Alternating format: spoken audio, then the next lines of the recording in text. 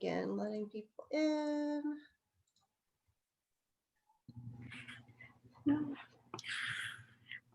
Hi, everyone. I'm kind of manning the waiting room, so bear with me when I'm looking off to the side. Well, thank you so much, Laura, for our great roundtable with Rosa Salazar. She's just incredible. Wow, what a story. Yeah, she is a great inspiration to a lot of people. Absolutely. I know it's like resilience and determination and hard work, intelligence, just incredible. It's so fun to see and to hear the students chatting about that. Hi, Cheryl. Thanks for joining us. We see again some of the same students that have been attending a lot of the events. Thank you for joining us. Since you've heard from all of us a lot so far, I figured Lisa and I would just kind of talk about, just openly what we've got, what we haven't covered yet, just to, really make sure we're helping y'all out. I said multitasking. I think we've learned this from this event and just in your life.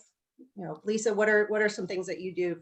Set alarms or reminders on your calendar? What are some things that I feel like help you as for like a student and in your business? Well, interestingly enough, I had a nice win this morning when I got into my car and I found out that when I did the iPhone 14 update, it automatically now connects to my car. And I'm like, yes, yes. So that was my win for the day. Multitasking, lots and lots of reminders. And something that I had learned a long time ago, and if I actually do it, it works, is you really should be 90% scheduled for each day. What that means is that you really shouldn't have open blocks of time because if you do, then you do have a tendency to kind of look around for things to do versus having focused items that you're working on. For example, if I have a meeting on Wednesday, well, I know that I have the time before it that I have to get ready for it. I have the travel time to the meeting. I have the meeting itself, and then I have the travel time back to the office or the next meeting. But I also, and it's very important to schedule this in, you have to have your follow-up time, which basically, if you have a great meeting and you have all of these tasks, but then you run to your next meeting and you haven't been able to either do it yourself or get it listed down in some manner or communicate it to the rest of your team, then guess what? There's a good likelihood that meeting next week's going to roll around and you're like, oh yeah, I didn't do any of that. And so you actually have to have that time in there, that time scheduled in there to actually kind of download. And I'm sorry, try to keep it there. Hi, Rusty. I know my dog has to sit in my lap too. We have the dogs this time. And so you actually have to schedule all of that. And another thing is, well, so if that meeting's on Wednesday, then I need to be prepping for it on Monday. And or even the week before. Because if I have to get information or bids or quotes or anything like that done for that meeting, that has to be done before. So you schedule that. So technically you should really actually be pretty scheduled. And all of my stuff has reminders on it, and on my calendars they have different colors. If it's in blue, that means I actually have to be there. That is me, I have to be there.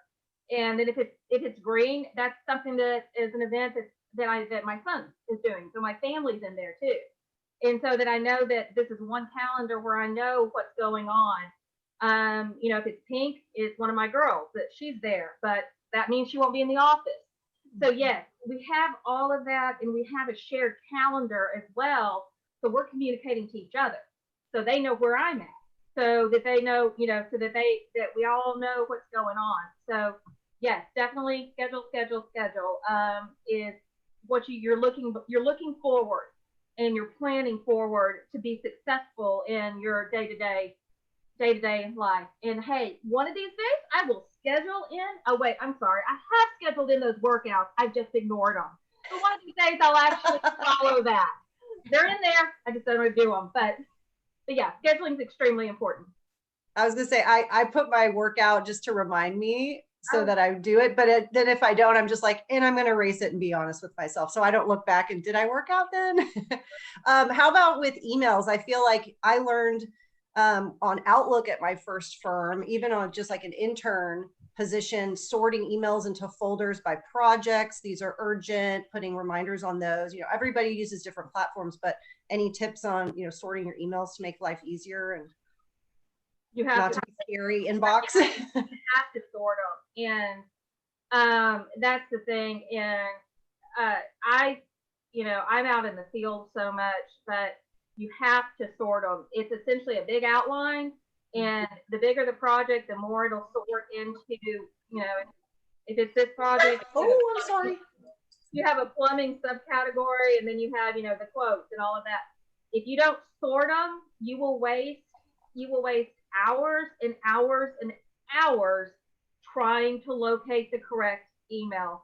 That's kind of it's something that I automatically train anybody that comes onto my team is how to sort if they don't know how to sort and how to do it correctly, because it's not, if they do it right the first time, and if I do it right the first time, then I'm not having to go back and dig and dig and dig and dig and dig and dig and dig and waste billable hours that, you know, if it literally took you 30 minutes to find that email, sometimes it does. I can't, you know, we can't bill that to the client. So that's, you know, something that it's being efficient. So being in control of your emails is being efficient. I know it is hard, and I know it's super, super hard, and because, you know, we get so many of them, and but you know, that's just a part of it. It's basically the beginning of the day. I try to do it 3 times a day, basically. Because I cannot actually be productive if I'm tied to my email. And so I'll do it in the morning. I'll check my email in the morning. I check my email at lunch. And then I check my email at the end of the day. The reason I try not to personally be tied to my email. Now, this is different because I'm not sitting at a desk all the time, and I'm not, you know, but if I'm in meetings all day, I can go an entire day where I literally did not have time to check my email. And so I make sure that I have 3 times a day that I'm like, okay, yes, I'm checking it. So you delegate, like you schedule time so that you can stay efficient and stay on top of everything. Like you make that a point.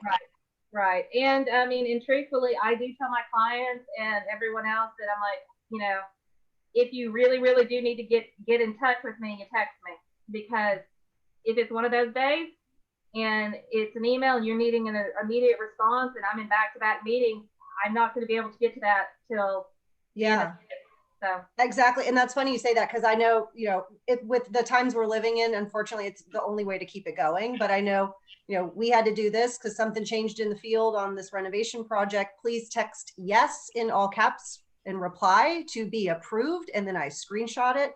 And then I can tell the contractor that $750 ad is approved. Yeah.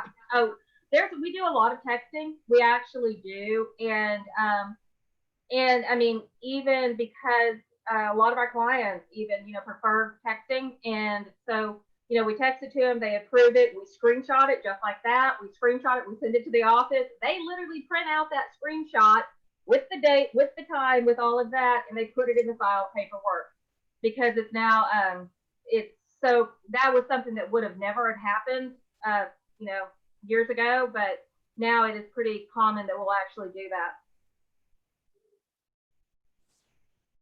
Thanks for joining us, Veronica. Just want to say hi really fast to you. I think another thing that's kind of on that topic, and I know this is a good kind of lesson learned thing, is when you have all of the projects, especially in big firms, they've got everything on shared drives. So if you're working in one file and it's in use by somebody else, and you change that, or you can't access that in, or you drag, God forbid, I did this. I dragged an entire hotel project into another folder, and then I just did, you know, Control Z, like undo. And the IT guy lost his mind. I was like, I'm so sorry. I don't know what to do. Did I just erase all the work?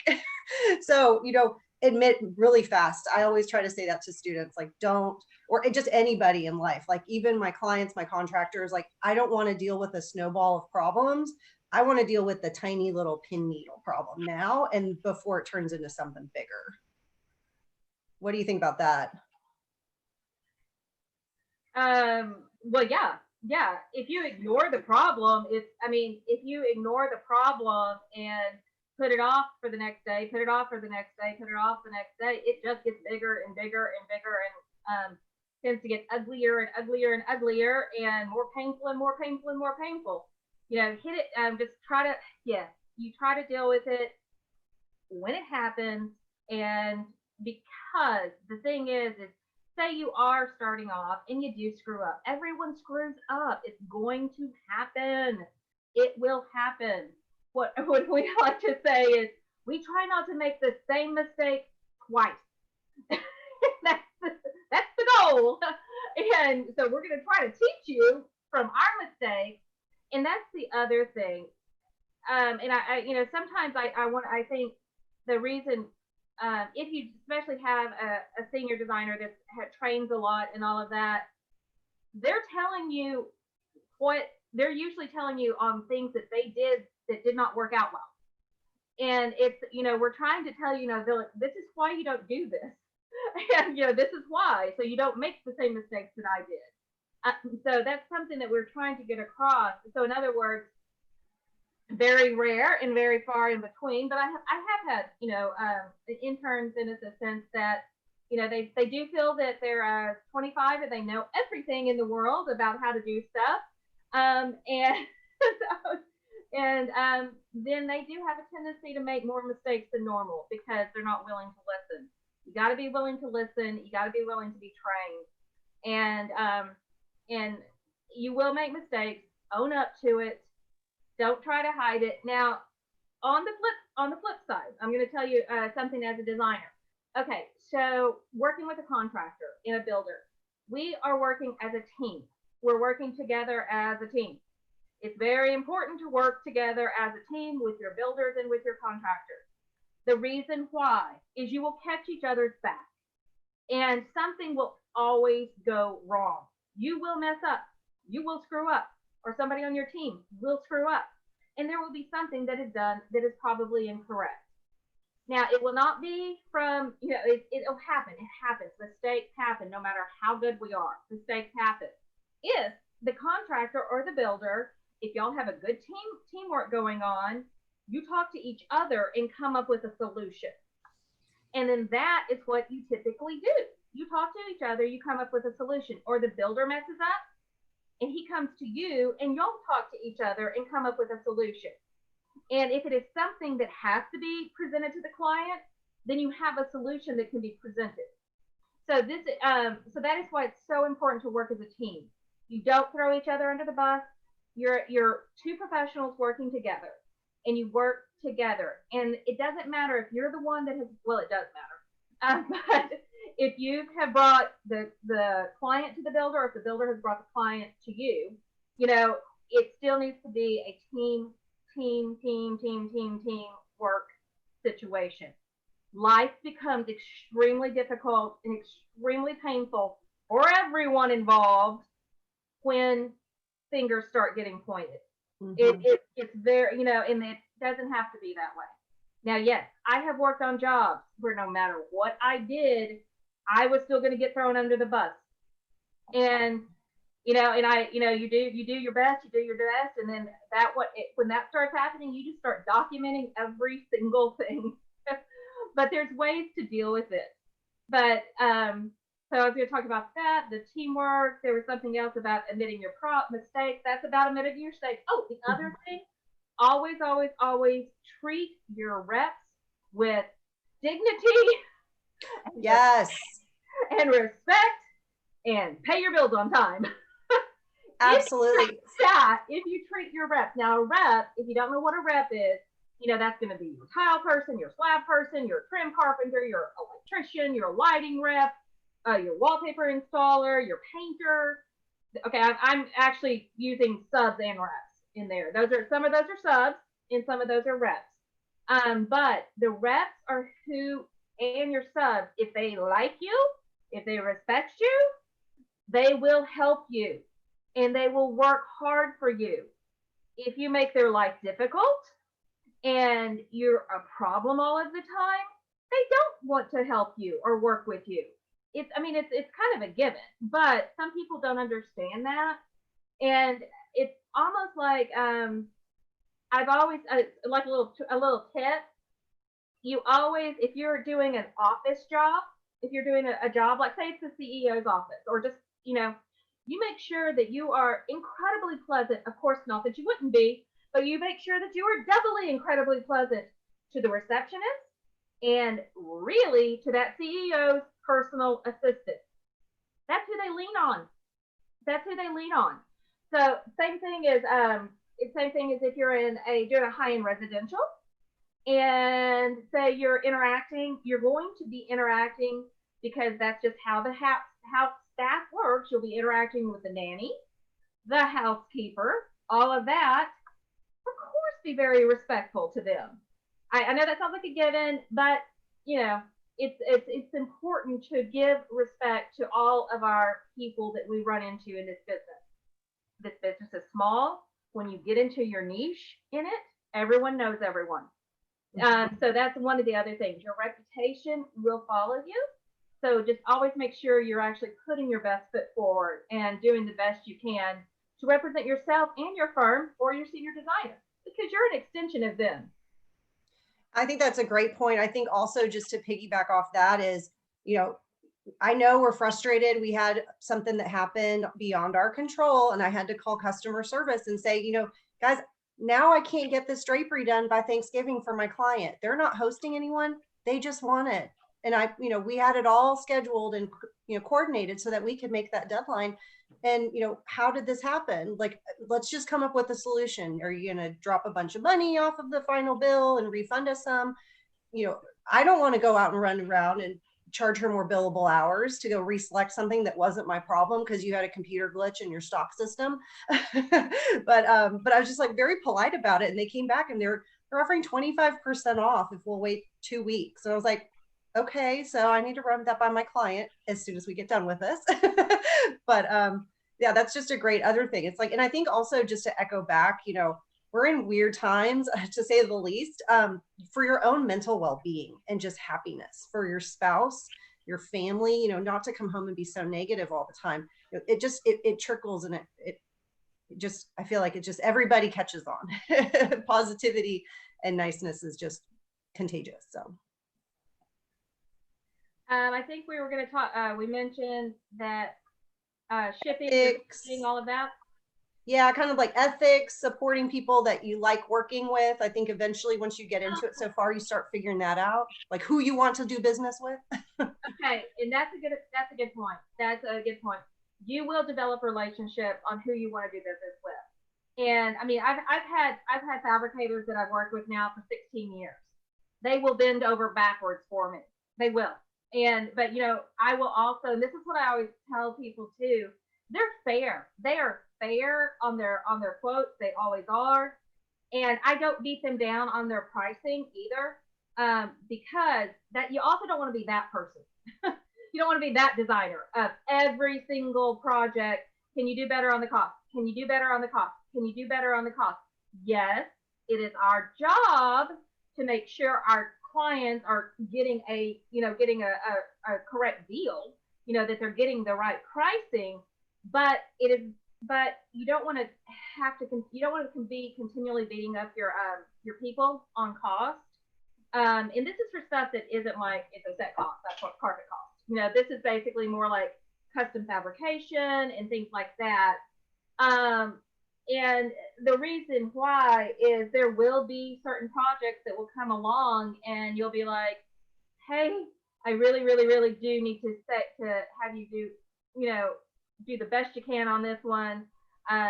Or something I just had recently that happened. I literally had a situation that I actually haven't had this one ever happen, but hey, there's always a first. It had to do with refurnishing an antique. And it was just an antique French little table, breakfast table, and the top was literally trashed. The top was trashed. It had been worn out so much that the finish had worn off.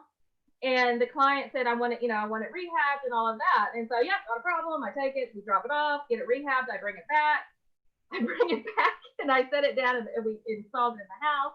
Actually, my assistant was there. I get a frantic text from the assistant. He hates it, he's freaking out. And I'm like, what? What's going on? And so I went up there, I'm like, what's going on? And he's like, it's ruined. And I'm like, what? I mean, I honestly had no idea what he was talking about. Well, come to find out, what he had liked about that was the part that was actually rubbed off, and the stain had rubbed off, and it was lighter. That's actually what he wanted. Would not have occurred to me in 100 years. Literally would not have. And I was like, okay, that's fixable. We can do that. But I will suggest, let's not do a two-tone set. Let's actually have them all match. But anyway, long story short, guess who's paying for that? I am, because it was still, it was still on me. And so we're paying for it. And my refinishers are actually, they're redoing it at cost for me, because they know I'm paying for it. And so anyway, so things will happen. So make sure that you actually treat all of your people everywhere you run into with love, respect, and pay your bills on time too. Nobody likes that. I know. I actually it was so funny. On Tuesday night, everything going on in the world. My poor plumber texts me and he's like, can you Venmo me? And I was like, I'm so sorry, Sean. I totally forgot about Friday. Everything with Symposium. My brain, I missed, my wires are crossed. He's like, no worries. Here's my Venmo name. And I was like, okay, now I have to screenshot that and then do it. But I got to get you paid, dude. I'm so sorry. But he's, I agree. If you work with people, you actually become friends with some of these people. Like we haven't since COVID. It's not like we're going out for beers or anything, but yeah. And I think Laura just commented in earlier while we were visiting, it's definitely worth mentioning. You should be nice and respectful to everyone you encounter within the industry. It will come back and haunt you if you don't. And it's so true. It's like, we keep saying this phrase over and over again, but it's a huge industry, but it's a small industry. And the fact that people talk and they go, do you know what this person, and it's not gossip, it's just protecting you so that you don't work with someone if they're not having your best interest at heart. So don't burn bridges. I think we were talking about ethics. I know Brian Yates talked a little bit about this. When you have leftover material from a client's project, say a custom upholstered sofa, and there's extra yardage, you don't take that yardage with you. It's literally the property paid for by the client, so you technically are stealing. And I think that's something for, I even didn't really get that concept, and once it was explained, it made so much sense. So anything like that, other advice, Lisa? Something that is something that I've run across, and first time I ran across it, I was just like, I was very, honestly, I was kind of like, really? You don't accept kickback. And a kickback is essentially, that's not professional, that's not even legal. It's actually against our code as part of ASID.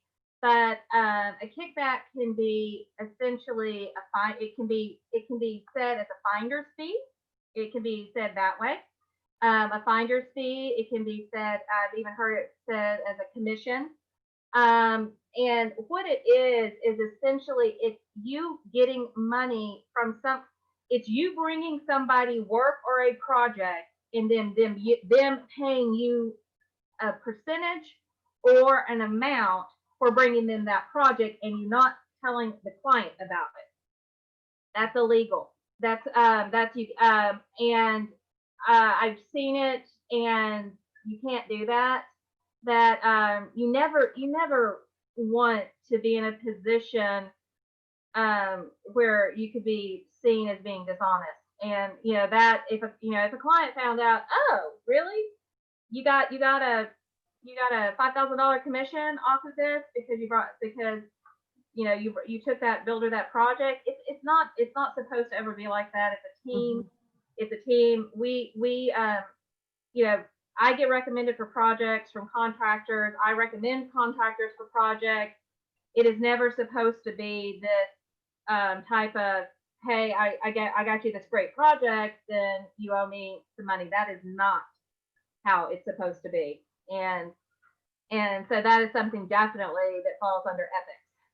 Good point. Well, and then, the clients are spending thousands up to millions of dollars, depending on, the level of the firm on these projects. And, they have other friends. A lot of people work off referrals. So if you're bad, that's hurting your bottom line at the end of the day too, because you're going to lose other people.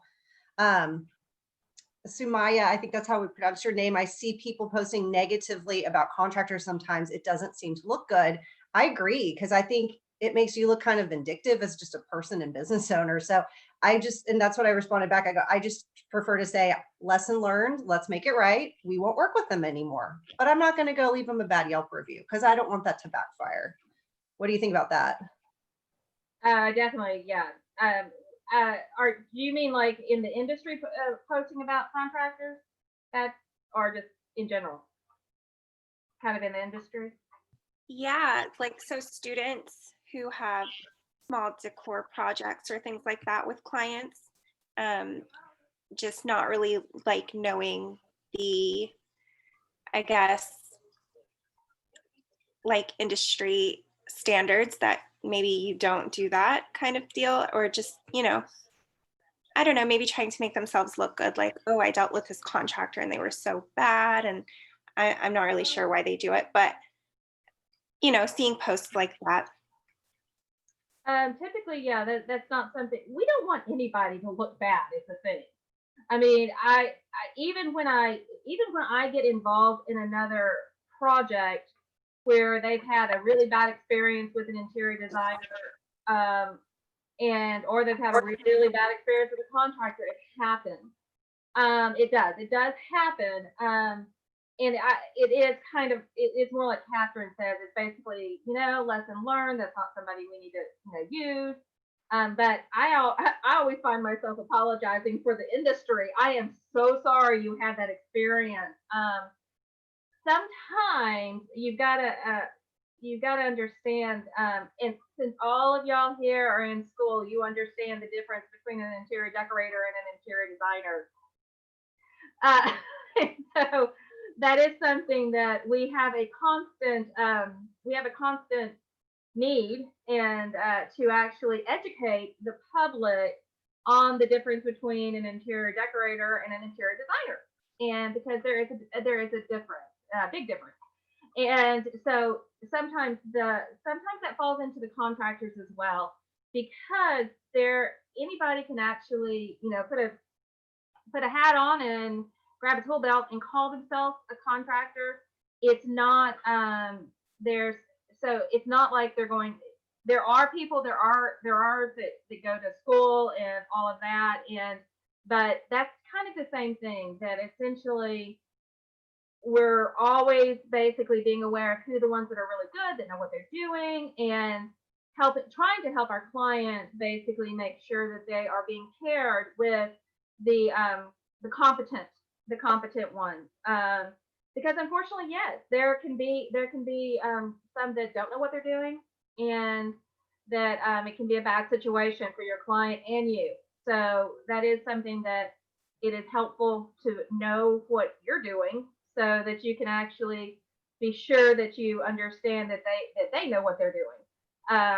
But yes, I wouldn't ever post negative things. That we try to lift up the industry. So I think that's so true. I think, sorry, my wires got crossed there. I was trying to remember so I wouldn't interrupt you. I think too, that also helps us in the sense of, I think this echoes back to joining ASID, everybody who's already involved now. I can't stress enough how close I've gotten to everybody just being on the student committee. I've met and made friends with so many new people from ASID. So volunteer, give time. If you've got tons of time now, you know, we are always looking for help. We're looking for fresh ideas for the Texas chapter, for the Dallas design community, for whatever community you belong to. And, you know, get involved. I know Brian Yates is wanting to do more virtual events. And I go, you know, we had the big ASID national one. So let us know. We'd love to have your volunteer. Thank you. So yeah, you have, you know, our websites, you know how to contact us, you know, hit us up on social media. I think everybody's kind of, you know, doing a little bit, but tell us some stories about volunteer with ASID, how that's helped with your career, your business, your life, your friendships. The way it's helped with my career is I have, there have been, I would say 3 of the biggest jobs that I have gotten. I got because they found me on ASID first. They actually found me on the ASID website first. And so those were, and when I say 3, I got that first job, and then I did their next house, and then they recommended me to their friend, and I did their house, and then I did their ranch, and then I did the house in Colorado. So that one recommendation that they found me on the ASID website led to about 7 years of projects. And so that's always, and then I take that, and then another one of my I'll name drop here. One of my clients is a senator for Texas, a Texas senator, and she found me on ASID on the website. And so now they found me there, but they also then, you know, cross-referenced with the website, my company website and my bio and all of that. And so, but they did find me there. And so that's been very, that's been a lot of good work. The other thing is there has been such a benefit and a joy of being able to meet people and have the colleagues that you get from ASID. Now I say this, Catherine's probably heard this about 5 times, but I'll say it again. Okay, once you get out of school, you're no longer with your friends from college, your design friends from college. You don't have that group anymore. And so if you get involved in the professional organization, ASID, if you get involved in the professional organization in your town, wherever you're at, then that you start building up that group of friends that are designers or in the industry. You build that up again, because once you're out of school, you don't have them anymore. And so you start building those colleagues up again. And it's really important to have that, because those are people that you can call, that you can count on, that you can reach out to, and that also you just that feed us as a professionals, because we work together. And so that's always something really important. And it doesn't have to be ASID. Of course, we want you to be ASID. We are the oldest and the largest.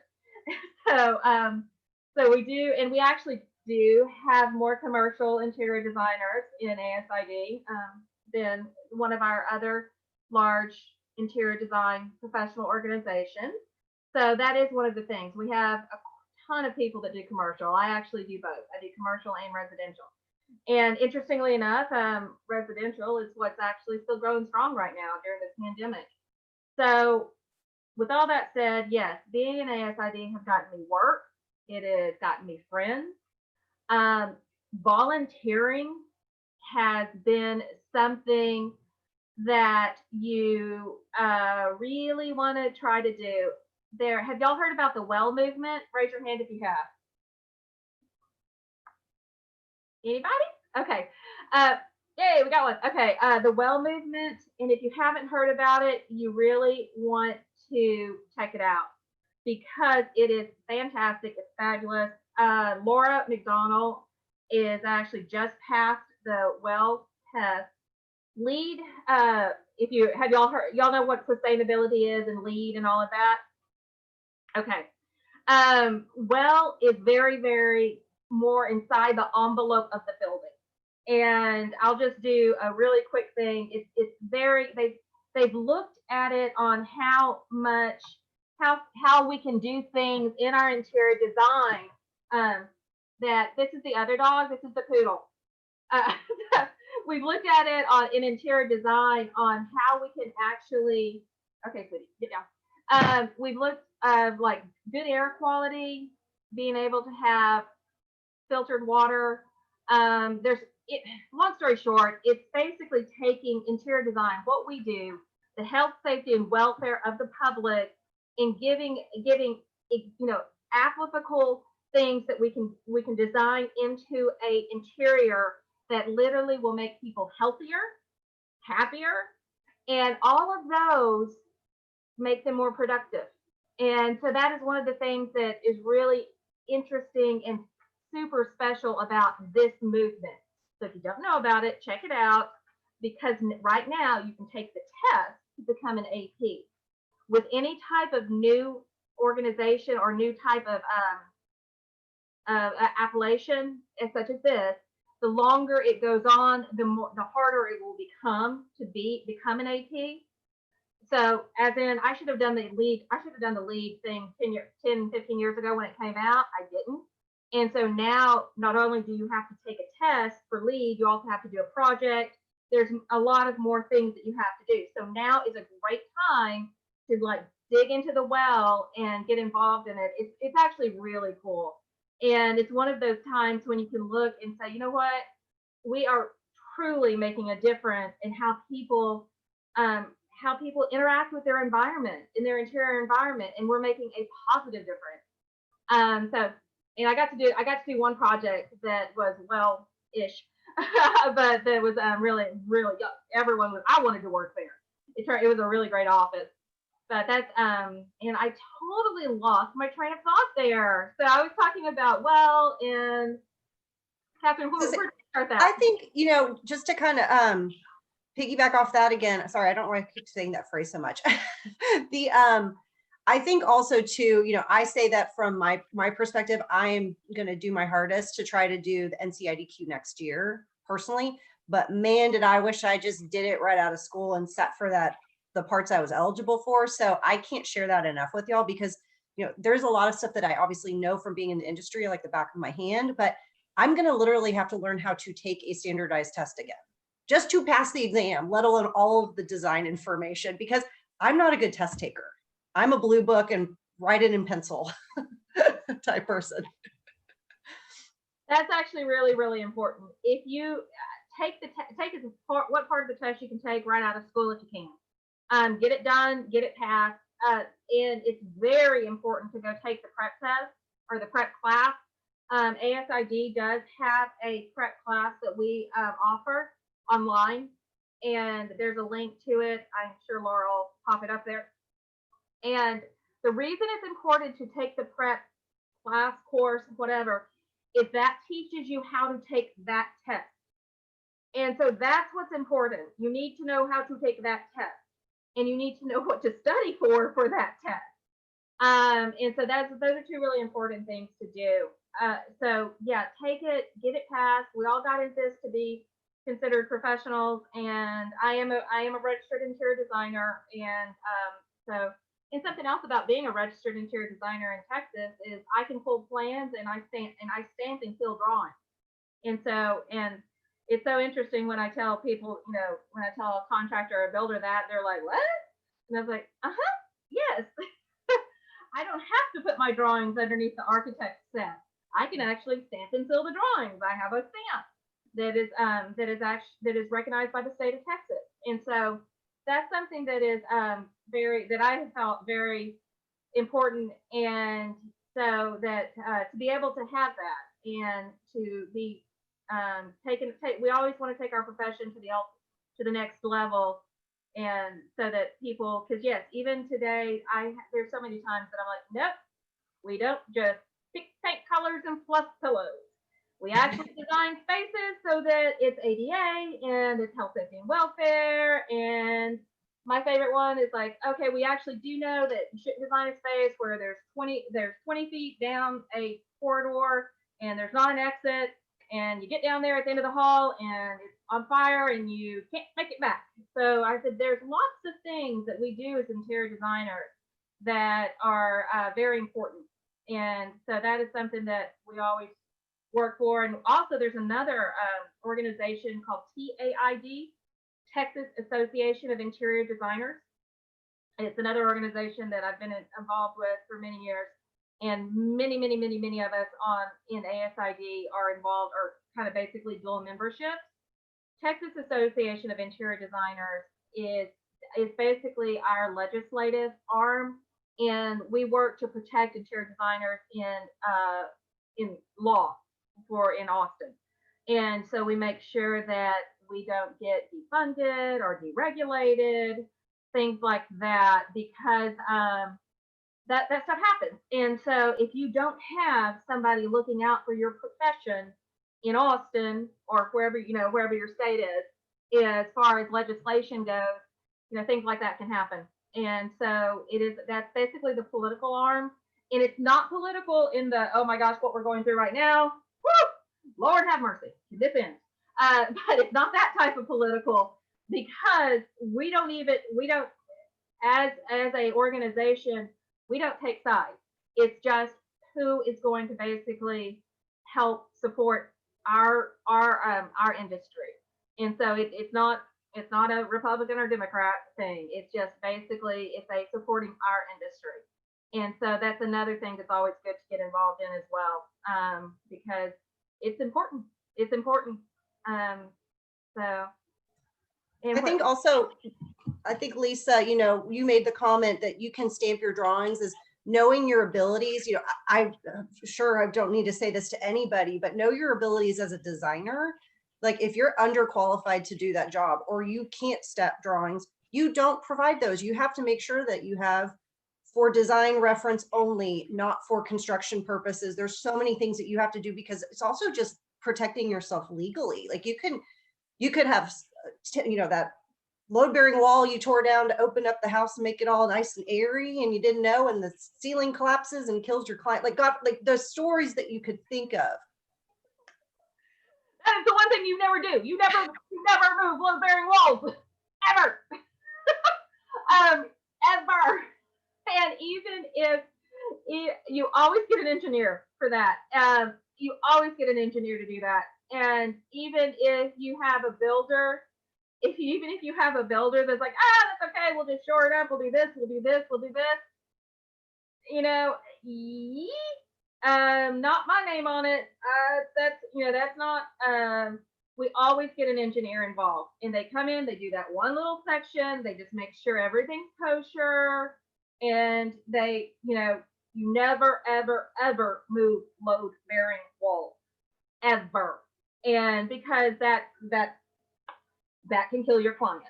And so that is something that you don't, so that is something that you definitely want to be knowing what you can't do, or what you don't know.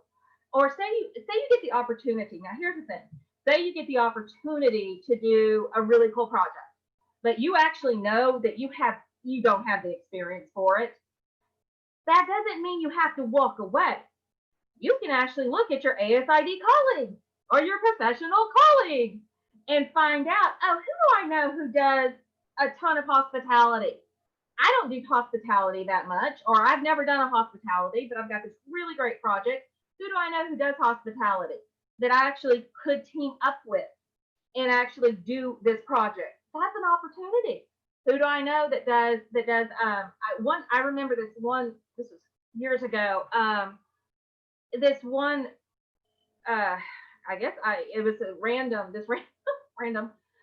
designer called me, and she was younger, and she had gotten a hold of basically a assisted living project. And so everything that she's talking to me about, I'm like, oh honey, you have no clue what you're doing. I mean, and I said, I was strongly, I said, you need to partner with somebody. I said, just partner with somebody that's done assisted living. And I mean, you can make a deal with them where it's still under your name, but I said, you need to partner with somebody, because she knew so little about it. But she had the lead.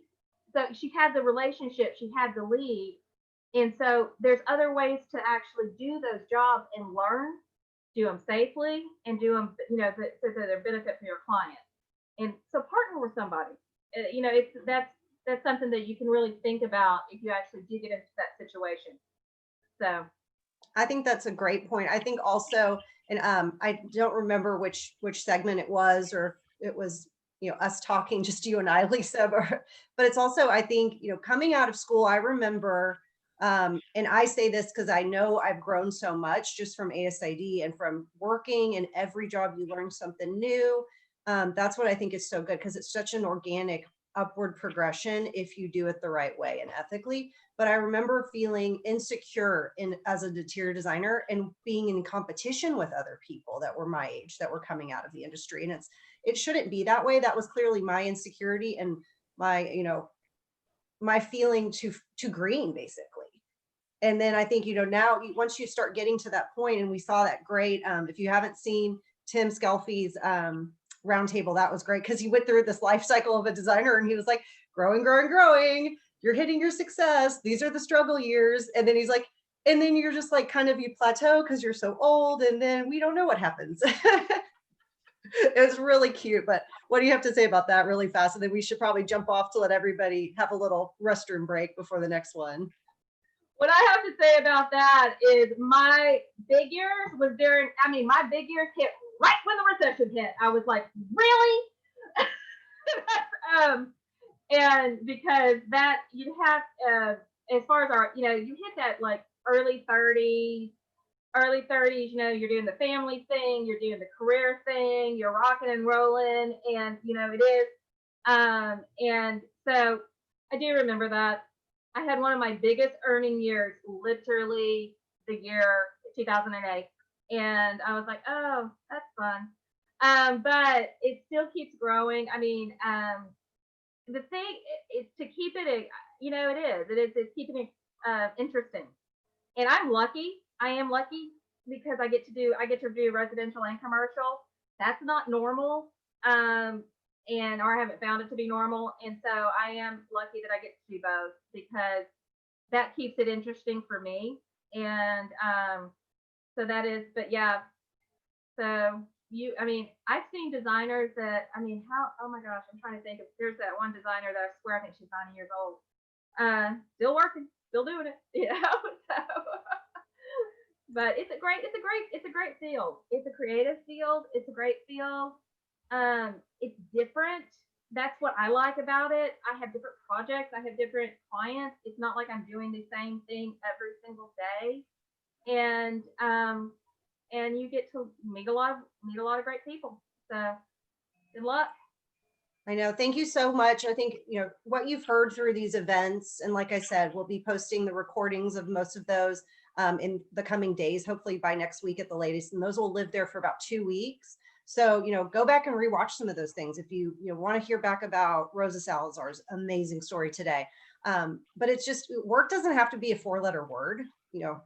We love what we do, and that's why we do it. And I think that's just, you start to see this amongst all the presenters and speakers that we've had as guests in this virtual event, is it's also just, we're all very similar personalities because we're givers and we want to help each other, build each other up.